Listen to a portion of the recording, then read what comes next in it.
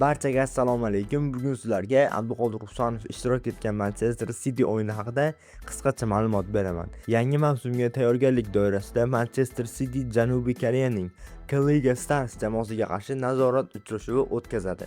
O'yinning barcha gollari birinchi taymda urildi. 9-daqiqada Ryan Aytnuri Cityni oldinga olib chiqdi. Birozdan so'ng koreyalik Kim Dae-won hisobni tenglashtirdi. Shundan so'ng Manchester City yana 2 bor gol urdi. 20-daqiqada Rangers jamoasini yana oldinga olib chiqdi. 23-daqiqada Mubama 3-golni kiritib, hisobni 3-1 ko'rinishiga keltirdi. Ikkinchi taymda hisob o'zgarmadi va o'yin Manchester City g'alabasi bilan yakunlandi. Abduqodir Husanov ushbu o'yinda asosiy tarkibda maydonga tushdi va birinchi taymni to'liq o'tkazdi.